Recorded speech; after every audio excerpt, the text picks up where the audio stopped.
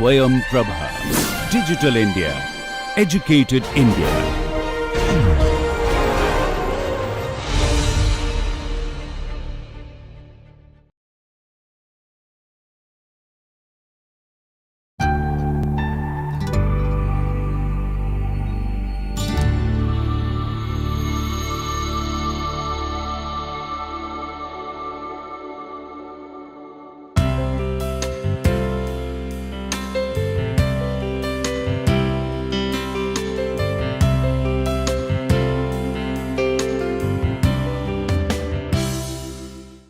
Namaste, hello everyone. Welcome again to my NPTEL course on interior design. We are at lecture number 28 today. We are talking about the interior design technology and we are focusing today on visual merchandising, concepts of modularity, portability, foldability, do it yourself. And these are all very important and crucial aspects when we talk about the interior design projects. So the broad contents, VM, modularity, portability, foldability and DIY. Starting with the VM, now we discussed about types of spaces and we did talk about retail spaces. So visual merchandising is particularly important for the retail spaces and in general it's a very crucial concept when we talk about interior architecture.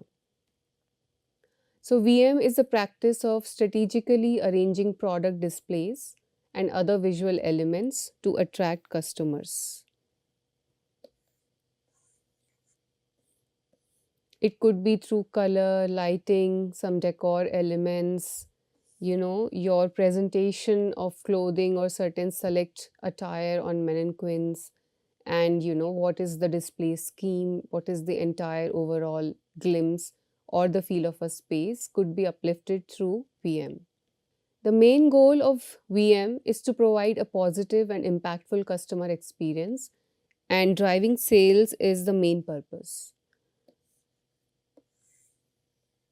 This is one of the ways of doing visual merchandising through elements that you see over here. So that was the example from Versace. This is the example of the Zaha store and they emphasize on experiential design. And when we talk about VM and when we talk about Zaha, there are lots of ways to emphasize on this experiential design through interior design, of course, as a whole. So this drawing represents the Zaha showroom, interior design layout and circulation. So this is the circulation and these are the details. So it has products in the center and customers walking around them along long aisles. Of course, visual merchandise that we are talking about. So the showroom showcases complementary attires together to create a complete outfit.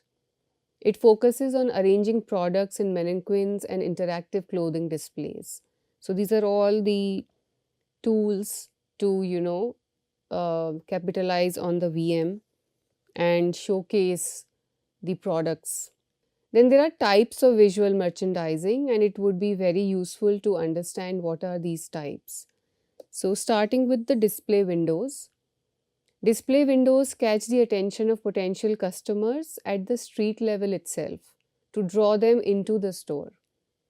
They often help retailers highlight new stock and promotions while communicating the kinds of products shoppers can expect upon entering. So they are very important, the display windows. Interior displays. Interior displays are smaller, in-store presentations that showcase specific products or shopper needs. They can take many forms from glass cases containing jewelry to mannequins displaying clothing items. Then we talk about point of purchase displays. Now these displays present impulse offers to customers as they approach the checkout counter. For example, supermarkets have specialized shelving for magazines, candy, soda. Some retailers also feature a deal of the day display that a cashier can retrieve upon request. So these are, sort of very attractive ways to engage the customer. And during the checkout or while they are just about to check out, these kinds of displays attract the customers to buy some more stuff than they anticipated that they would end up buying. Then there are seasonal displays. Seasonal products often require specialized promotions and signage. Seasonal displays meet these needs by showcasing promotions and products that shoppers need within a specific time frame.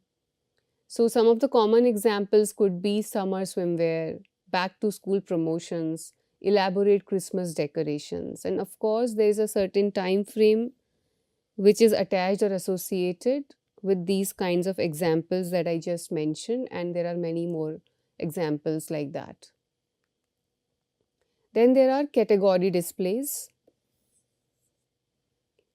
Many retailers arrange products by categories in ways that highlight distinct features. For example, in a grocery store, openly displaying fruits and vegetables emphasizes their freshness compared to other packaged goods, and therefore they are displayed in a very elaborate manner.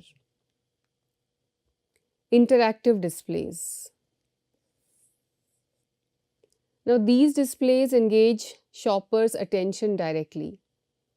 In store demonstrations and free samples accomplish this by encouraging customers to interact with them in passing. In the 2020s, the cutting edge of VM uses technology to enhance the shopping experience. For example, retailers can use display screens that give directions or showcase promotional items. Then, a very important part is the e-commerce and in-app storefronts. So, many customers may not enter brick and mortar stores at all, but VM applies to online shopping too. And what is the experience of the user while engaging with these storefronts through e-commerce mechanisms and apps, etc.? So that's also important. E-commerce product listings typically include screenshots of products, linked to similar items, notifying customers about promotional coupons, and interesting visuals and more details.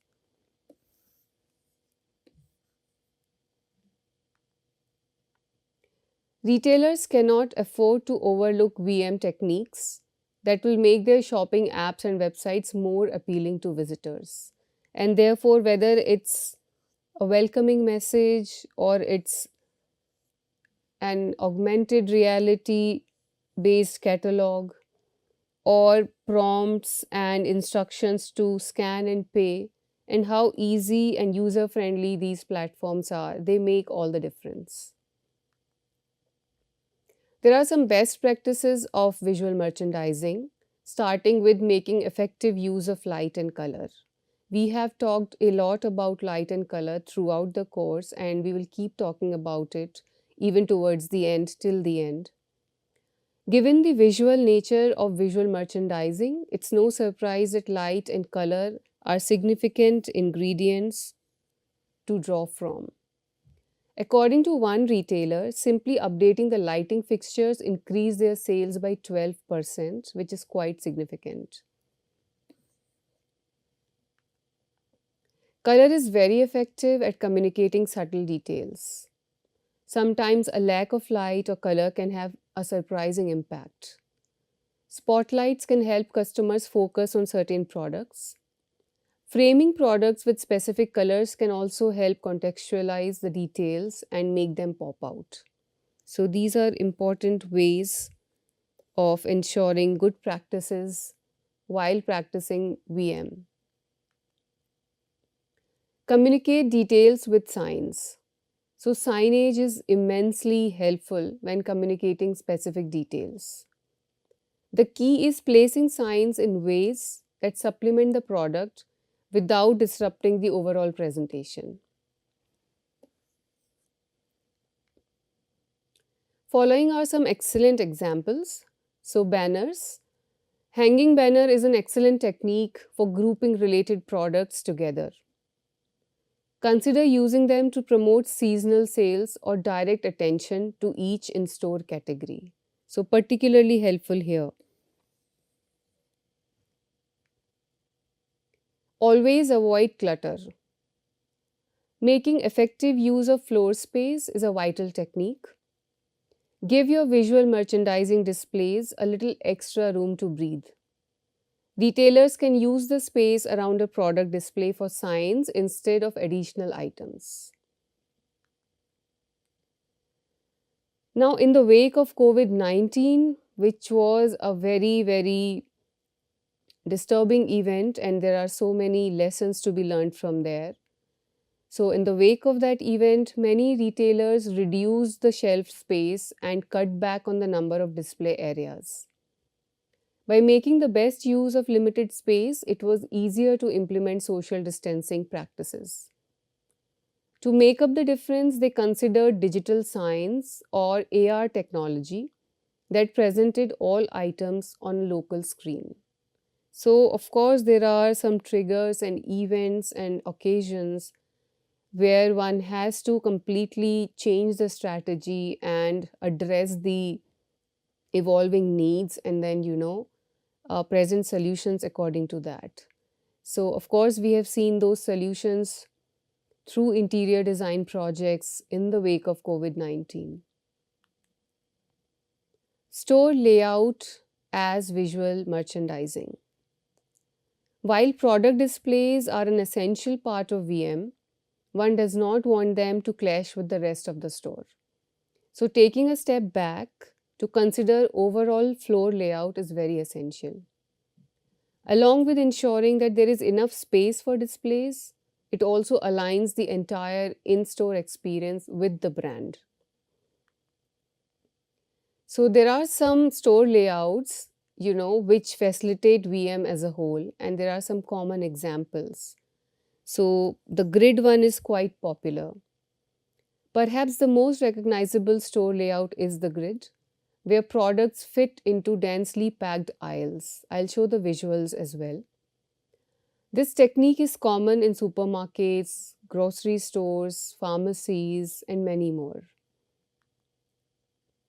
Grids benefit retail locations that need to maximize merchandise on display while supporting optimal foot traffic. Then there is herringbone. While grids are useful in large retail stores, they tend to feel overcrowded in smaller locations.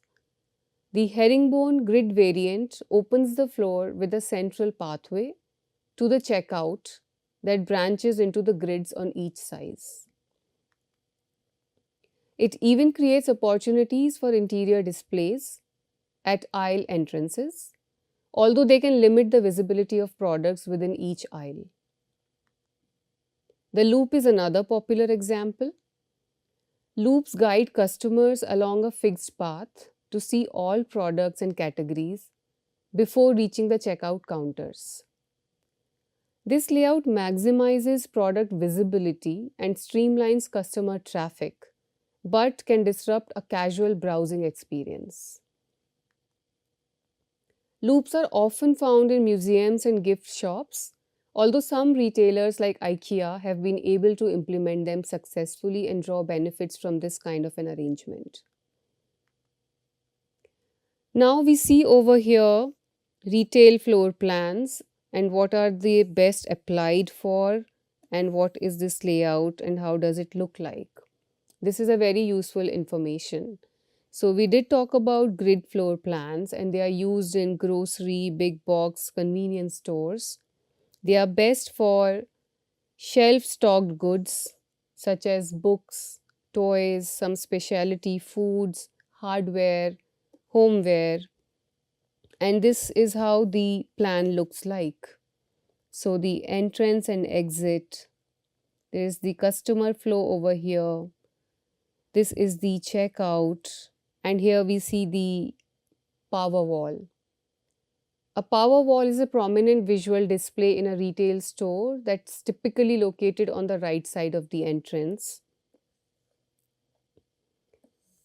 We also see here the loop floor plan. So it maximizes the wall space and leads shoppers along a set pathway, best for apparel, accessory, toy, homeware, kitchenware, personal care. And this is how the plan looks like.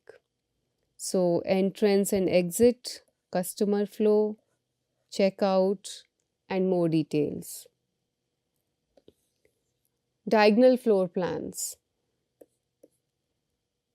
So I've discussed only 3, but this sort of a comparative inventory discusses more. So there are 9 of these that I'm going to showcase in an overview visual manner. So the diagonal floor plans maximize employee visibility in retail stores with lots of product testing. And they are best for self-service kiosks, tech and electronic stores, beauty and cosmetic retailers. And this is how it looks like. The entrance and exit, the diagonal arrangement, and the customer flow, and the checkout counter. Then we have the herringbone floor plan that we talked about. It is a type of grid floor plan, but with a big center aisle. And it's best used for small footprint stores or the stores needing to fit in lots of products. And this is how it looks like. So the entrance and exit over here, there is also window display that we see. There is a customer flow and then there is a checkout. Then there are boutique floor plans. It's a type of free flow plan that prioritizes visibility and open space, often highlighting pop-in shops. Best for boutiques and specialty retailers. And they use this floor plan to highlight brand collaborations, guest or pop-in retailers, or new product categories. And this is how a typical plan looks like. The entrance and exit, the window display over here, and we see the arrangement. There is this customer flow and towards the checkout. There is a free flow floor plan also that is used for designing the retail spaces, and they are used in specialty and boutique settings. Apparel, accessory, personal care, mixed use stores also. That's interesting, like bakeries that display packaged goods. And this is how it looks like. Entrance and exit, customer flow, and towards the checkout. There is a forced path floor plan. Customers are guided through a predetermined path and exposed to every product. So this is strategized and by design how the customers are guided to navigate through the store. Best for furniture, home decor, experiential retail stores, showrooms. This is how it looks like. So there is a guided sort of a tour and the customers are expected to follow that path. Angular floor plans showcase curated or edited inventories in designer or specialty shops. So very specifically curated.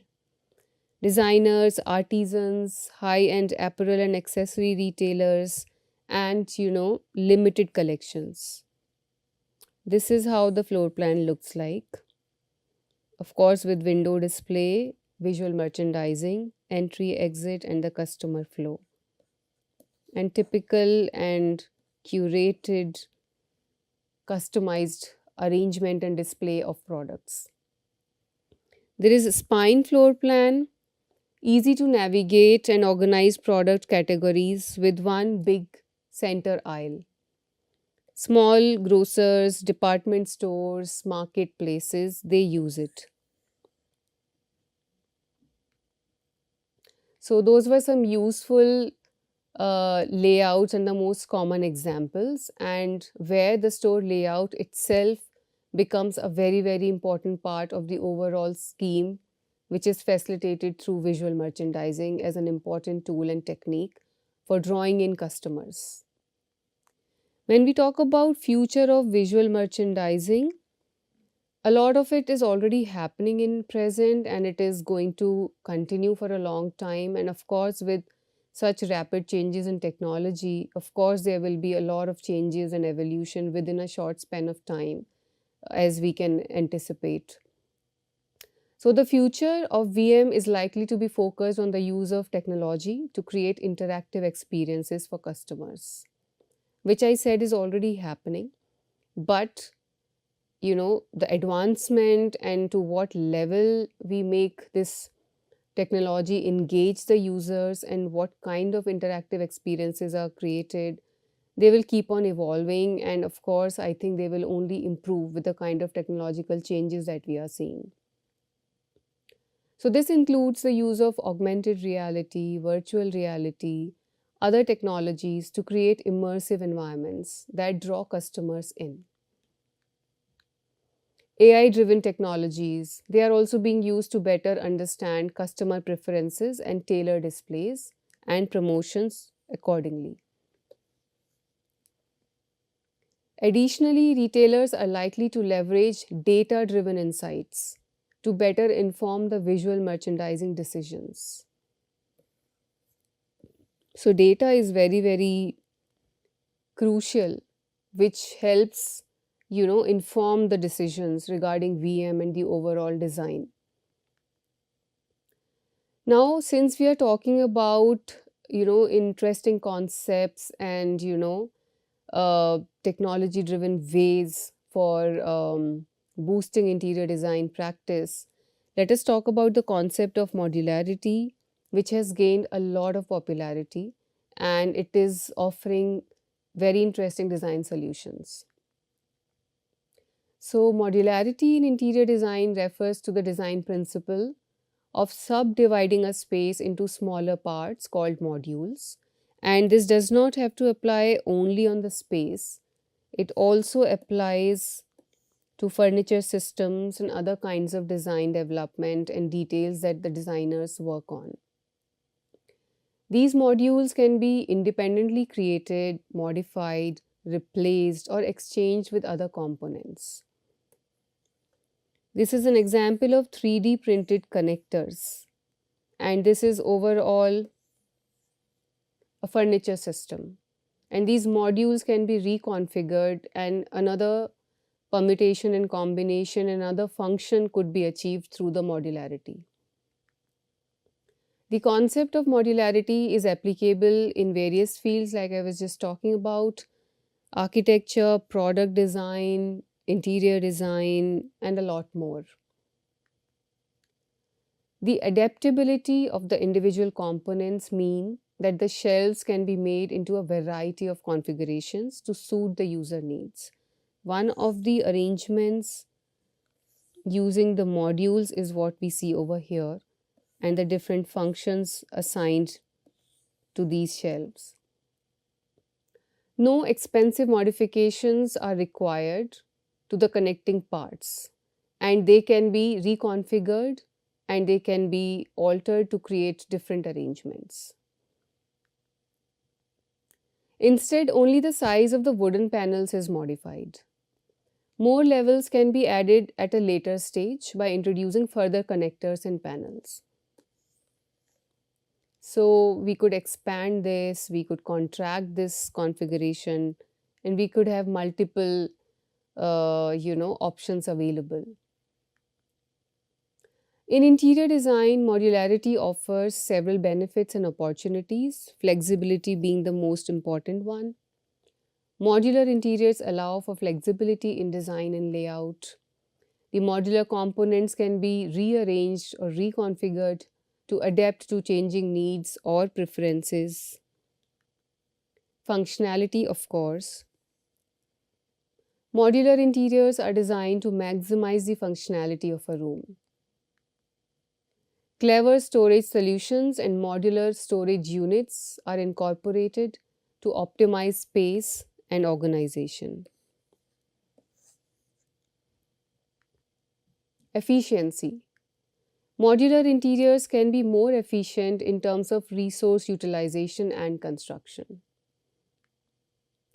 Modular components can be prefabricated in a factory setup, resulting in reduced waste and a lower carbon footprint. So that way they are quite efficient.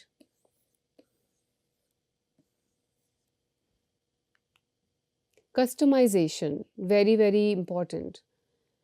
The modules can be tailored to reflect the owner's personality and style preferences. Modular interiors offer the opportunity for customization. Overall, modularity in interior design provides a versatile and adaptable approach to creating functional and aesthetically pleasing spaces. Some of the examples can be seen over here, and there is a lot of possibility of customization, flexibility, altering the way space looks by just reconfiguring these modules, after a certain period of time. So there are periodic uh, changes within the space to suit the mood and, changing needs. Concept of portability.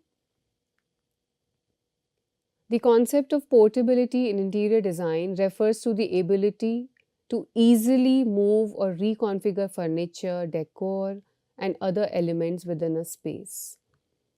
That's the key word over here. It emphasizes flexibility and adaptability, allowing one to change the layout, style, or function of a room or space to suit the evolving needs or preferences. So again, portability in interior design can be achieved through various means. One of the most important ones is furniture. Choosing lightweight and modular furniture pieces that are easy to move and get rearranged. This allows to quickly transform the layout and functionality of a space without much effort. Examples include chairs with handles, folding tables, stackable stools, wheeled storage units, just to mention a few. So there is, of course, multi-purpose and convertible furniture. Furniture items that serve multiple functions or can be transformed into different configurations. In one of the lectures, we talk about tiny houses and we discuss the importance of multifunctionality, space optimization, relevant furniture design, unique joinery design. So all of these we can, also think about those details when we are discussing the aspects of modularity, portability, foldability. For instance, a sofa that can be converted into a bed, a coffee table with built-in storage, or a desk that can be folded against the wall to save space. Portable storage solutions. Using freestanding storage units such as bookshelves, cabinets, wardrobes that can be easily moved around. So, aspects of moving and portability. And these could also be combined, portable plus foldable plus modular and so on. So the portable storage solutions allow to adapt the storage layout according to the changing needs or relocate them when moving to a new space. This is very, very handy. Decorative elements. Opting for portable decor items like floor lamps, movable screens, room dividers, partitions, lightweight artwork. So these are also quite useful when we talk about the aspects of portability, within interior space, within the design of interior spaces. These can be shifted to create new focal points, divide spaces, or even update the ambience of a room. Temporary installations. Utilizing removable wallpaper, peel and stick tiles, or modular wall panels that can be easily installed and removed without causing damage to the existing surfaces. This gives the freedom to experiment with different patterns, textures, and colors without committing to a permanent change. So that's the most important point. The benefits of incorporating portability in interior design are numerous. It allows to maximize space utilization, adapt to different activities or events, accommodate guests, and create a fresh look whenever desired. The benefits of incorporating portability, as we are discussing, are very, very numerous, very useful. Portable design elements can be particularly useful for those living in rental spaces or frequently changing environments. So, again, I could refer to tiny houses over here since we are talking about, compact space, changing environments. Concept of foldability. The concept of foldability in interior design refers to the ability of furniture and architectural elements to fold or collapse into a more compact form when not in use. It focuses on space saving solutions that optimize functionality and allow for efficient storage or easy transportation. Even this aspect is very important. We often forget about the aspects of packaging and transportation. So, how do we even transport these pieces which are installed within our interior spaces? Foldability allows for that easy option. Foldability can be applied to various aspects of interior design, including furniture, partitions, fixtures. Some examples are, of course, folding furniture. This can include foldable tables, chairs, beds, and even shelving units. Foldable furniture pieces are designed to be easily folded or collapsed when not needed, minimizing their footprint and making them convenient for storage or transport. These versatile pieces are especially useful in small spaces where maximizing floor area is crucial.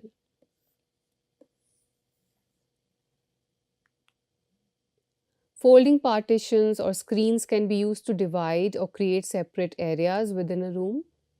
They can be folded and expanded as needed, allowing for flexible spatial arrangements.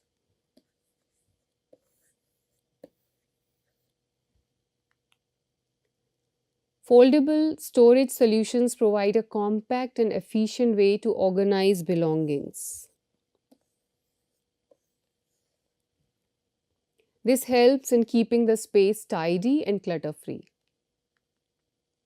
For example, collapsible fabric storage bins or hanging organizers that can be folded and put away when not in use. Foldable fixtures. Certain fixtures in interior design, such as folding countertops or built in ironing boards, that can be folded out and tucked away when not in use, exemplify the concept of foldability.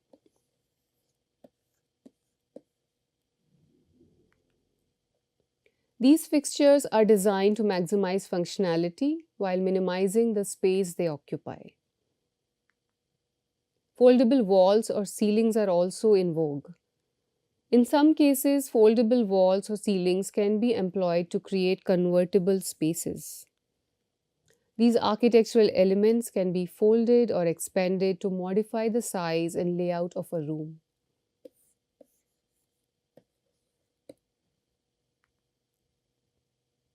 The concept of foldability in interior design again offers practical advantages, particularly in compact living spaces or environments where flexibility is essential. By incorporating foldable elements, one can optimize space utilization, easily adapt to different needs or occasions, and create a more versatile and functional interior environment. The concept of DIY. DIY, do it yourself, interior design refers to the practice of designing and decorating space without necessarily hiring a professional designer or contractor. It allows to unleash creativity, personalize space, and often saves money in the process. Some ideas and tips for DIY in interior design, starting with personalization. DIY projects allow homeowners and users to personalize their home decor and express their creativity.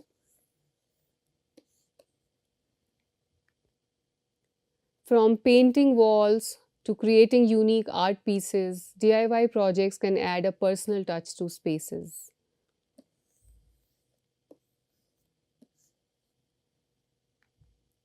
Cost saving. DIY projects can be a cost effective way to decorate or renovate a space or the entire project. By using recycled or repurposed materials, one can save money while creating unique and eco friendly designs. Inspiration for DIY. Magazines, websites, and social media platforms offer a wealth of inspiration and ideas for DIY projects. From color schemes to furniture arrangements, homeowners and users can find inspiration for their DIY projects and create a cohesive design. Design principles. Understanding basic design principles such as the color, texture, balance, harmony, rhythm, and also some of the elements of design which are mentioned here can help users create successful DIY projects. Now, I'm all for these DIY tips, and it's a good thing that users have such kinds of tools handy, and they can personalize their own spaces and design their own projects. But as a designer, I would always recommend to rope in a professional designer, because understanding the elements and principles of design and the overall design vocabulary, and then working on the spaces, transforming them, designing them for user needs, also keeping in mind the climate and the holistic aspects of design. It comes after a lot of training, education, understanding, experience, practice. So, continuing with the design principles, by following these principles, users can create harmonious and visually appealing designs. But, like I said, it requires a lot of training and understanding. Also, the skill level. DIY projects can range from simple to complex, depending on the user's skill level and experience. Starting with small, easy projects can help build confidence and skills for more challenging projects. Now, integrating these concepts to have cohesive interior spaces or design. Like I was talking about, a few slides ago, that there could also be a permutation and combination of all these concepts: modularity, foldability, portability, DIY, and all of these, which could be integrated and explored in a very interesting manner. By integrating modularity, portability, foldability, and DIY in interior design, one can achieve a dynamic and adaptable space. For example, one could choose modular furniture systems that can be easily disassembled and reconfigured according to the changing needs. An interesting arrangement over here with different elements put in place, not particularly highlighting foldability, modularity, or DIY, but the amalgamation and integration of many of those details. They empower to optimize spaces, adapt to different activities or occasions, and express creativity through hands-on DIY projects. So, the integration of modularity, portability, foldability, do-it-yourself offers endless possibilities for transforming interior environment according to evolving needs and desires. I have some of the references here. I hope you enjoyed the lecture. Thank you so much. I'll see you next time.